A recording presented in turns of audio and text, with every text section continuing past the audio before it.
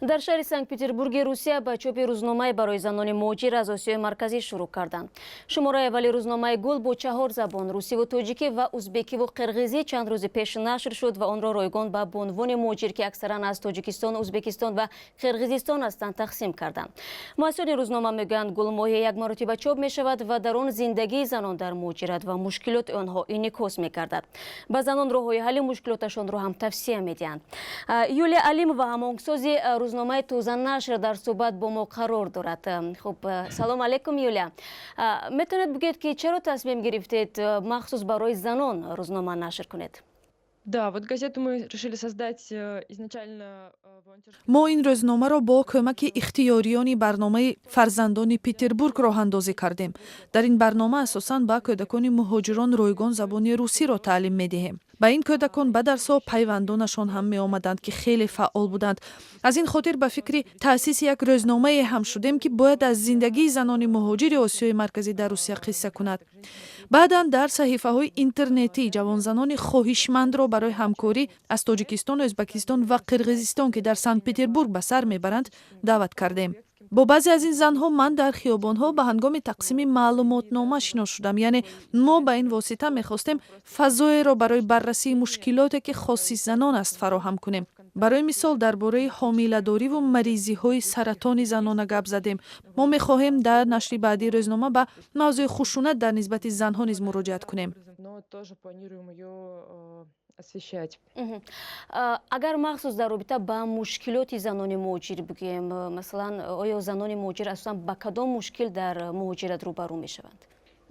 Ну, конечно, недобросовестные работодатели. мушкилоти рақами аввал марбут ба кордеҳ аст. зеро аксаран муҳоҷирзанон бидуни бастани шартнома ба кор шурӯъ мекунанд ва исботи он ки ҳақмузди онҳо пардохта нашудааст хеле мушкил аст. аммо дар сурате ки агар ҳатто қарордоди корӣ ҳам вуҷуд дошта бошад, барои дифоъ аз ҳақ маҷбур ҳастанд ки ба додгоҳ шикоят баранд ки ин кор ҳам осон нест. ҳоло баъзе аз созмонҳои ҷамъиятӣ дар шаҳри Санкт-Петербург вуҷуд доранд ки ба чунин занҳо кӯмак мекунанд.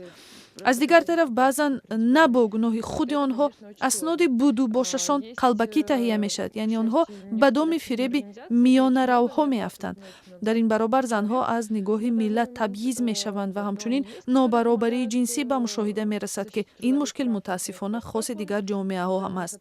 бештари ин занҳо бо кӯдаконашон ба муҳоҷират меоянд ва фарзандони онҳо бояд ҳар 90 рӯз аз марз бигзаранд, ҳарчанд худи волидайн иҷозаи яксолаи корӣ доранд. ин барои занон дардисари хеле зиёд эҷод мекунад.